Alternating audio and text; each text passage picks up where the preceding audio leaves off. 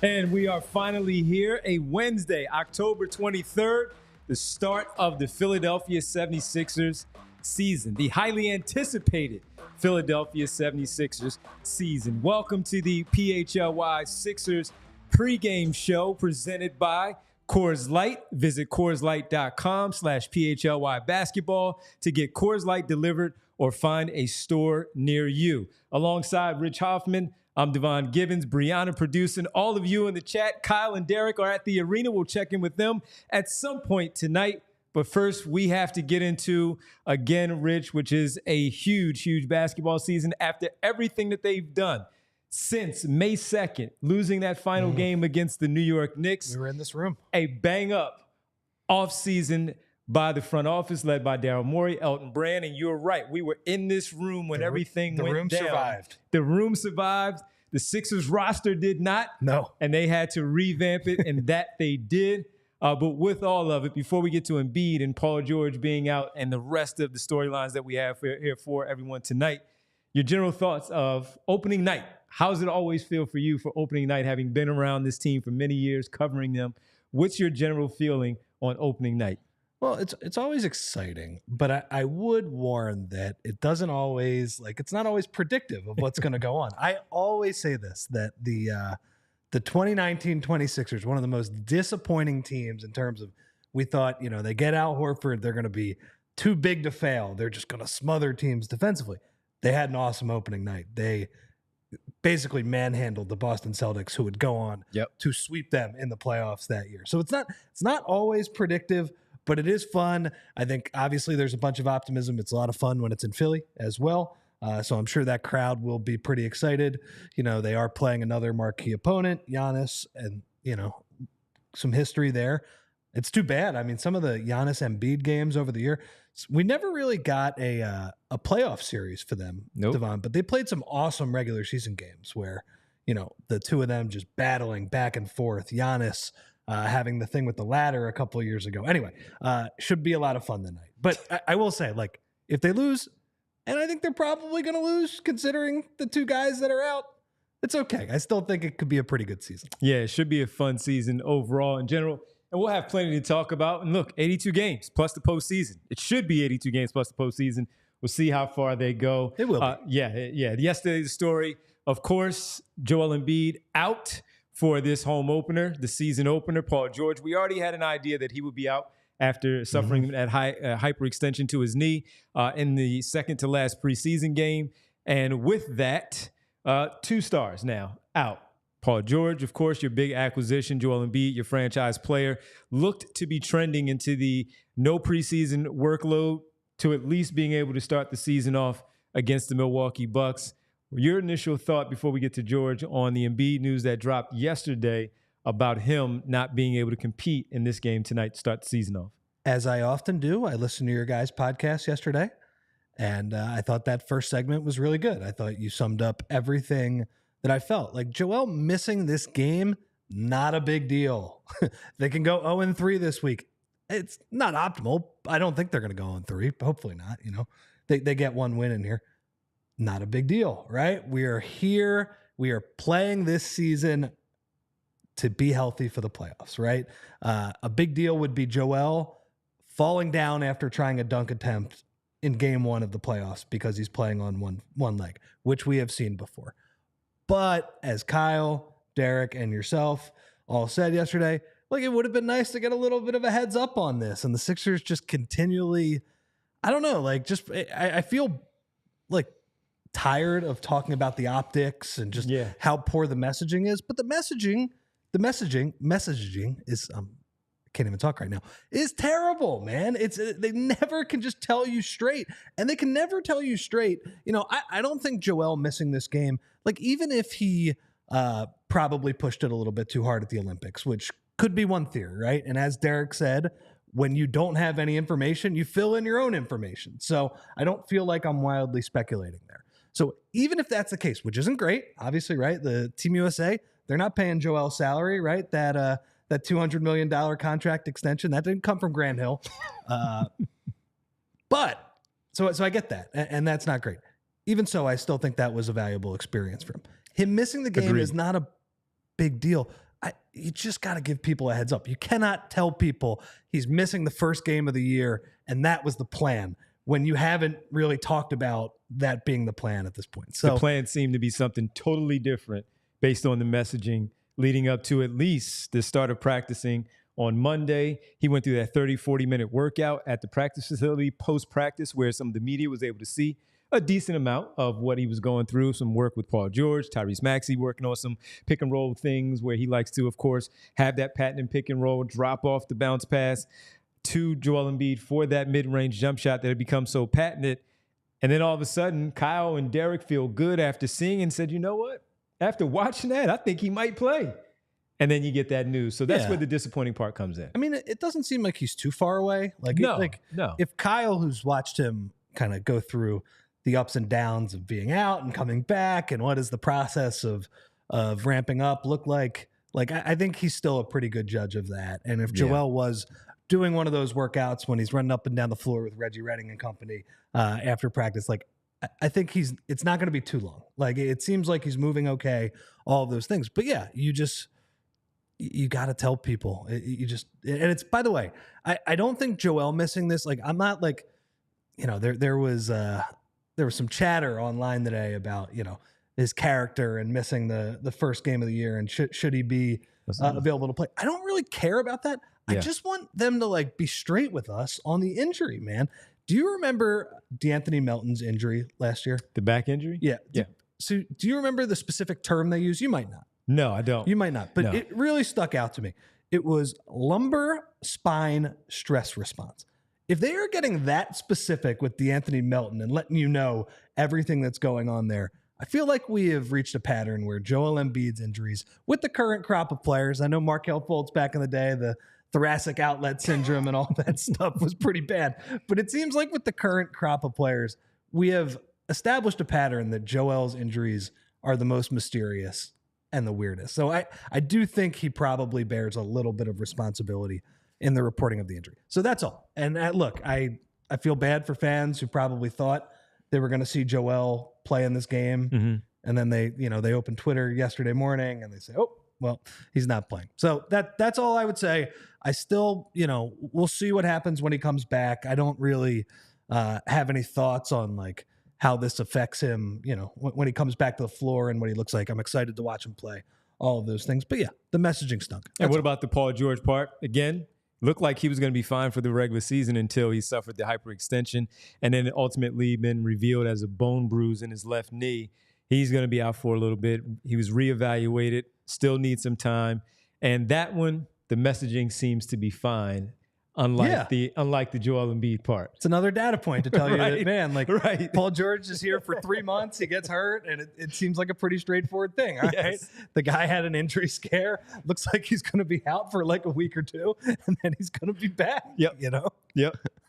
So, I mean, not much to add to that one, except for the disappointing part of the Sixers fans now have to wait to get a chance to see him in his now new number 8 jersey for the 76ers. But the good part is for all of it, we don't know the severity overall of Joel Embiid's injury and certainly not Paul George, even though it's a bone bruise. And I talked about myself having a bone bruise in the past where I had it in my foot, in my ankle, and the doctor said, I wish you would have just broken it.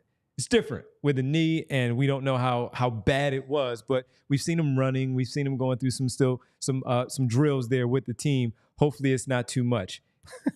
It's early, Rich.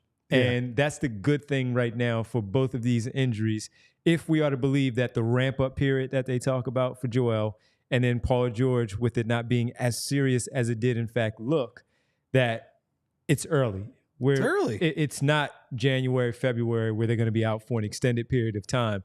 They have plenty of time to get back out there on the floor, help this group out, and hopefully not lose too much ground in the Eastern Conference as far as the standings go. Devon, we've been through this time and again. Yes.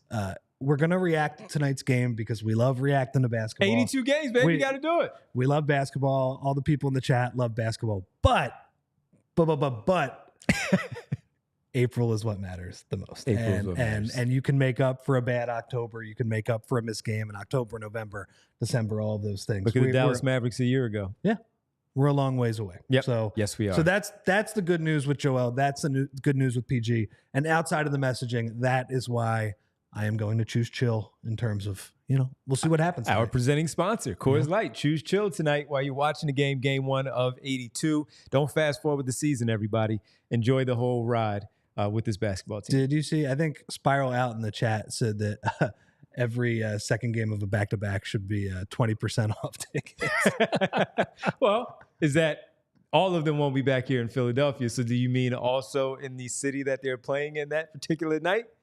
Fair point. Fair point. Yeah. Fair point. You want to see the stars. You're not wrong about that, Spiral Out. They do have another all-star on this basketball team. He's playing. His name is Tyrese Maxey. He left the Orlando Magic game, the preseason finale against the Orlando Magic. Last week, he left that one early. There was a little bit of a scare with his thumb. He seems to be fine. He's playing tonight, Rich. It's his turn. When we saw the opportunity for him in the postseason with Joel Embiid on the floor in the postseason against the New York Knicks, his turn, he showed some really good things. During the regular season, he had showed some really good things with Joel Embiid out, but he also had his struggles as the number one option where they extended the opponents, extended their defense, double teaming, triple teaming, forcing the basketball out of his hands. He was overtaxed, to your point. This is game number 1, though. How much do you feel like he's learned? Is that something maybe you're looking for tonight? How much do you think he's learned from that type of experience, which he's talked about, to where he is right now as the lone all-star for this team to begin the season? Well, look, it's to be determined, right? Mm-hmm. Like, we don't know how he's going to fare in these situations moving forward. I would say a couple things. Number one, in those situations, for most of the year, we hope, at least tonight, you have Andre Drummond, who is a competent NBA starting center, which they didn't really have. Like a guy who can give you, can be that kind of innings eater type of center and get you a bunch of boards, run a little pick and roll with you, all those things. That's number one. Mm-hmm. Paul George is normally going to be with them too, so he won't have to be that overtaxed. We'll see, Devon. Like, I think he said all the right things about how, like, look, that was a learning experience, right? Like, the Sixers lost a ton of games. He was forced to just, have defenses. I mean, he was first, second, and third on the scouting report for that team, and a lot of it didn't go that well. And by the way, while you guys were doing pods, I was hopping on some of them as well. Like, I think we all realized, like, that's okay. Yeah. Like, I think it was honestly the first time he was given a role where he did not thrive. Like, he took that step up and he kind of faltered a little bit. But, like, in fairness, like, that step is like literally the highest level of basketball you could play. Could you take an underwhelming supporting cast and like keep them afloat? And that's why Joel Embiid is an MVP level player. He can do that when he's cooking. There's probably 5 or 6 other guys in the NBA who can do that. Tyrese isn't quite at that level. But again, I hope it was a good learning experience for him. And I think the good thing about Tyrese Maxey is that regardless of what instruction he has gotten his entire basketball career, it seems like he has channeled that in a positive way and continued to get better. So, we'll see tonight. I don't want to judge too much based off of this one game. I hope he really doesn't have to do this that much more often. Hopefully they get Joel and PG back. But, as far as tonight, like, could be a good matchup for him. The Bucks, pretty bad perimeter defense. I assume Doc's going to have Brook Lopez in that deep drop too. What has beaten that deep drop over the years? Guys that can pull from 3 off the pick and roll. We'll see if he's able to do it, but I'm excited to watch that. I think that'll be the most fun thing from a Sixers perspective tonight. Yeah, he has shown it. He has said as much where he hadn't seen that much coverage since basically high school. Even in college, he's with all these stars. In high school, Tyrese Maxey is the man. He's going to see that type of attention from the defense. He got all of that when Joel Embiid was out because no DeAnthony Melton, no Joel Embiid. Robert Covington went down at some point. You had some older players. And then Kelly Oubre did show some really good things. We'll get to him in a little bit. Tobias Harris did his part as the number 2 guy. Everybody was out of place in terms of their role on the basketball team. Therefore, we saw a stretch where they struggled and had to win 8 in a row at the end of the season to get themselves into a play-in situation for the postseason and eventually losing in the first round to the New York Knicks. So we saw all of that play out. But the one thing that we, again, were able to gather is Tyrese Maxey is really good. He has shown himself to be one of the better players in the NBA. He has taken that next step. Part of it, again, continues tonight with him being the lead guy this evening against the Milwaukee Bucks. Looks like he had that quicker release in the preseason. Yes, he did. He's going to need it tonight. Yes, he's going to get some shots up. The old right shoulder is going to be a little sore after tonight. I like to also see him get back to the basketball once he gives it up instead of maybe shifting away, sliding into the wing or the corner, go back and get the basketball, force them to make some other decisions. See, once I he gets think the that ball could out. be a superpower, right? That he could be just as dynamic on the ball as off the ball. Fair, yeah. Like he could be a guy that runs off screens like Ray Allen and JJ Redick, even though that's probably not going to be the main thing. But that versatility and being able to give the ball to, like, let's say a guy like Paul George and have him run a pick and roll with Embiid, where on the weak side you got Maxey coming off, 2 pin down screens, could be pretty tough to guard. I think so. Maybe not tonight. Maybe not tonight. Well, Maybe not tonight. Well, he's going to be coming back to the ball tonight out of necessity. Right. That was my point. Yeah. I'm sorry. Let me rephrase it. Oh, you're right. Because of no George and Embiid, I see where you're going. He has to come back and get the ball tonight. Oubre, we know what he'll do when he's given the opportunity to have a green light. But Maxey's going to have to come back to the ball and step in. All right, let's get to the starters along with Tyrese Maxey. Because of no Embiid and no George, we've thought that it was going to be Caleb Martin with George and Oubre on the wings with Embiid and Maxey. We've seen a bit of that in the preseason, but we've also seen a different team. Some of that is there tonight, and Bree has put up the starting lineup on the screen. It's Tyrese Maxey, Andre Drummond, Kelly Oubre as expected. Nice headshots for all of them too. It is also Eric Gordon and KJ Martin as the matchup against this Milwaukee Bucks team. Are you surprised that they've gone Nick Nurse and the coaching staff in this direction versus having Martin, who he talked about pregame as a player who's going to be one who still gets starters like minutes? Yeah. Are you surprised by the choice here by Nick Nurse? A little bit. Like, I think Caleb Martin, So am I. yeah, is clearly a starting caliber player on this team. So here is maybe Nick Nurse's thinking, is that KJ Martin, not just a human trade exception, who are they going to have to guard Giannis? I think they're going to throw KJ Martin on him. Look, and That's the only idea. we're kind of bearing the lead here, everybody. It's going to be really hard to guard Giannis tonight with this personnel. It just is. I mean, they're going to double team him. Yeah. Let's be honest. They're going to double team him. They're going to have to, and then they're going to have to rotate because Milwaukee's got shooting, pretty much up and down the roster. So I think that's probably what they're going to do. They're going to tell him, hey, KJ, don't worry about your fouls, play hard. And if Giannis puts that spin move on you, go ahead, hack him. Let's see if he can make some free throws. That's sort of the only rationale that I have in my head. But, maybe Nick Nurse wants to try out Caleb Martin as a bench guy because he does. I will say the one thing he does provide is like great energy. And maybe he thinks like that could be super valuable off the bench. After your team is tired after 6 or 7 minutes, you throw him in the game. They get a jolt of energy with him flying around, grabbing offensive rebounds, those type of things.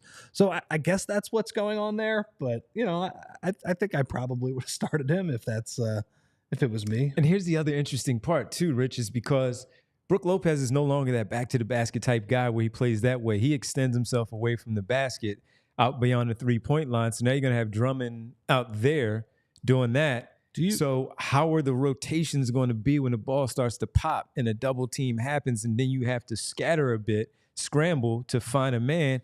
Where does Drummond fit into that now with KJ Martin, of course, being on Giannis? There's going to be a lot of things going on defensively that they're going to have to figure out. You might have to hope Brooks just not making his threes. I mean, the other thing they could do in theory is that you could put Drummond on Giannis and play way off of him. That used to be the old Joel thing where you say, all right, Joel is strong enough where even if Giannis, oh man, I used to love that when I was in the arena. Like it almost felt like football, man. Like it felt like an Oklahoma drill with Giannis just driving straight at Joel, waiting under the rim for him. Like it just was like violence under the rim because Giannis is so unbelievably strong. Joel could handle it though as well. So maybe you could do that. I'd be a little worried about getting Drummond in foul trouble though. Obviously he's like a more important player to your rotation right now than KJ Martin.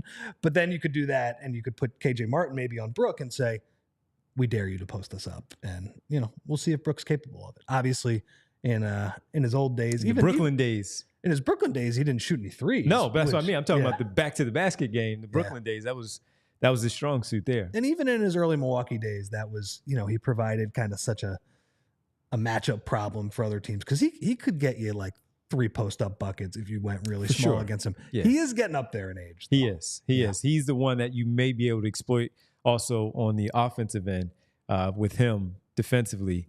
of how you can use some of that speed and getting by him if he's on, let's say, a player. Look, I mean, he's probably going to defend Drummond, but Drummond's going to be out on the perimeter too. So if he gets caught and they do find a switch and he has somebody who can put the ball on the floor like Caleb Martin or Kelly Oubre, and you find that mismatch, Brook Lopez, his speed is no longer there like it used to be. For the Milwaukee Bucks, though, you do not have Chris Middleton, who was also out for the Milwaukee Bucks. So their starting lineup tonight looks like Giannis, along with Damian Lillard, Brook Lopez, of course, Gary Trent Jr., and Taurean Prince, two guys that they picked up in the offseason on the free agent market. With the minimums. Yeah, so two guys on the minimum, DeLon Wright as a backup point guard, another minimum guy. That's their starting lineup tonight. How do you feel about the Bucks this year? A little up in the air, a little bit up in the air with them, because while I respect Giannis and I think Damian Lillard will be better, and I do value the fact that your coaching staff has been there for the start of training camp, not coming in the middle of the season, I do think that's important. But no Middleton in and out of the lineup, and older Brook Lopez, I think there are some things that you can take advantage of with them. And by the way, Damian Lillard still cannot play defense. So no, that has not changed. No. He may be a better offensive player this year 2 with Giannis, but he's still someone that you can exploit on the defensive end. Yeah, and I mean, like, by the way, Dame has to be better. He has to. I know the numbers were okay last year, but he was not providing nearly the impact of kind of Dame time era Portland. Was like an offense unto himself, basically. He was such a good player. I mean, his ability to pull from 30 feet, all of those things. Like, he still can try to do that, but if he is not close to that level of player, they're in a lot of trouble, because it's like you said, they are super slow and super old. Like, they have Giannis, who makes up for some of those things on the back line, and Brook still can play that drop and is still a very good rim protector when he's healthy, of course. But even with Taurean Prince, even with Gary Trent, those type of players, like, they're old and slow, and their perimeter defense can be had. So that's the hope for tonight's game, I think, for the Sixers, right? Like, there should be a lot of favorable matchups for Tyrese Maxey. I don't see, some stopper on the other end, some guy that's really even going to make him work for his buckets. I'd be surprised. Maybe, actually is a very good defender. DeLon Wright is a very good defender. But the rest of them, they're not. Yeah. So Pat Connaughton is older. He used to be a much better defender. Yeah. We know Bobby Portis, who he is and what he does. So, by the way, Yabu could be a Giannis guy, maybe. Yeah, the issue there is he's your backup 5 too. Yeah. So you have to be careful with those fouls. And you're right, Brian Pumper, and it was one that I thought of as we were talking and figured we would get to it. The issue is you don't want him to get in foul trouble, because these are your two. They're not going to go to a Dembona, and how much farther into your bench can you go? A Dembona is he's going to pick up those fouls for sure. So who else is there that you can go to and lean on to try to make sure that you can defend him at best? So again, double teams, trying to keep your hands down, trying to be careful there and doing that. So before we get to our pick segment, let's go to the arena, check in with our teammate here, Kyle Neubeck, for game number 1, live from the center. And Kyle, we were just talking about it straight up, man. Just the change in the starting lineup. We've discussed it plenty. The Eric Gordon piece, Caleb Martin, Kelly Oubre, who could be in, who could be out.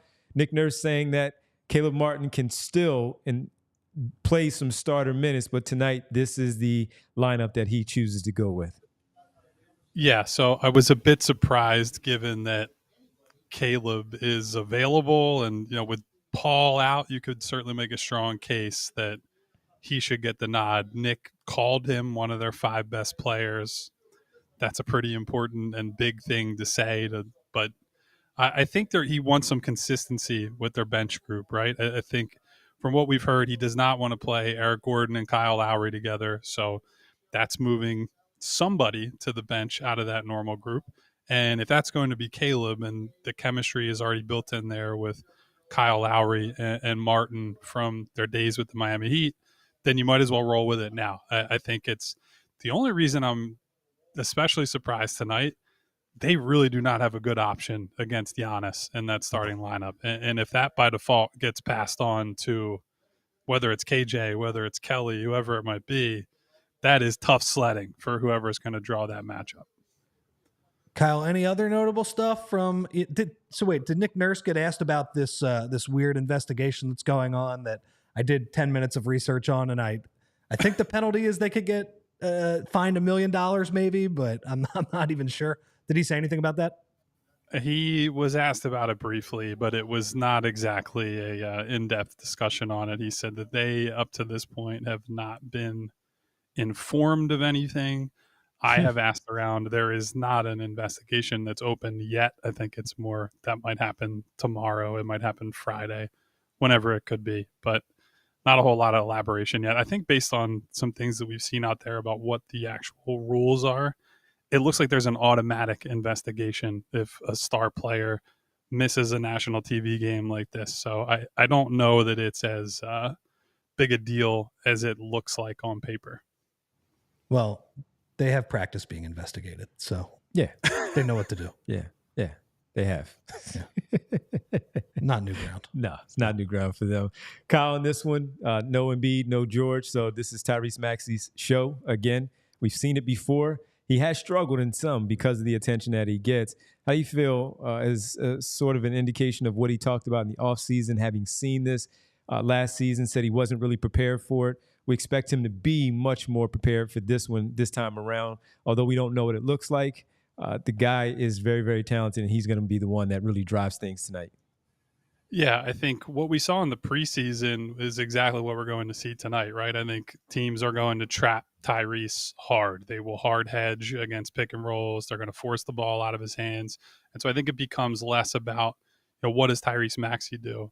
And more about what does Andre Drummond do? What does Gershon Yabusele do? How do they navigate 4-on-3s out of those actions? How well do they share the ball, move the ball, play with pace out of those looks? And that's a big question, right? I do think that they are going into the season aware of that. We've seen, and I've talked about it with you some, Devon, we've seen it pregame. Like part of Drummond's pregame routine is getting put into 4-on-3s and making passing reads, which I don't think that's a thing. I've seen Drummond here, saw him under Doc. It's been around the league. I've seen him do warm-ups for other teams coming through here, and that was not normally part of his repertoire. So I think the team is clear-eyed about this is how Tyrese is going to be covered. This is how everyone else has to react. And so I think the plan, insofar as you can have one where your best player is going to try to get hedged and trapped and blitzed and doubled all over the floor, is sound. It's just a matter of execution at this point. It might be a good team to practice that against, because I know Giannis can wreck stuff on the back line, but the rest of those guys don't cover a lot of ground. And especially if Brook Lopez is the one trapping, you might have a little bit of time. Anything else notable from pregame, Kyle? Not especially. I mean, I think the thing that we all get a kick out of from Doc Rivers every time he's here is it's the same, like, oh, you guys again. It's like you can only make the same joke so many times walking into a media room. And like, look, I know that Doc is not exactly the most popular man in Philadelphia, but good-natured pregame. I'll say this is one that this will be red meat for Sixers fans. So he was asked a couple questions regarding, managing Joel Embiid and his health and whatnot. And essentially just said, like, look, you can do as much as you want. And sometimes it just comes down to luck. Like, they think they're doing the best thing for him, and that's all well and good. And he went over that Joel's had bad luck. And as he's going through the playoff runs, he goes, this happened in the series against Washington. I think he landed on a foot. He conveniently skips over the Raptors series, where, as you guys remember, he left him in way too long, and then Joel got elbowed in the face, and that was the major. So he skips past that, and then he goes, and then I don't exactly remember what happened in the Brooklyn series. And I was like, oh, hold on, that selective memory was really working in your favor there.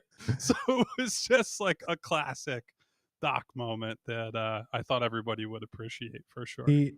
You could see how his brain was working. He thought he was going to rattle off 3 or 4, and he only got 1 deep on that one. And then he realized his culpability for the other 2. Look, Doc, he took over the 2019 26ers, who were the worst basketball team ever, according to Doc. And yes, he turned them around single-handedly. He also made Tyrese Maxey into this. Nothing else happened after that. So. Yeah. He did, by the way, make a joke that someone asked him about, you have 2 top 75 players and your expectations are fairly low this year relative to, New York, Boston, whoever. And he goes, and a top 15 coach. And he's like, Here we go. You going to ask Pop that question? no, but just to be clear, he was very much, it was tongue in cheek and he was kidding. So I got a kick out of that one.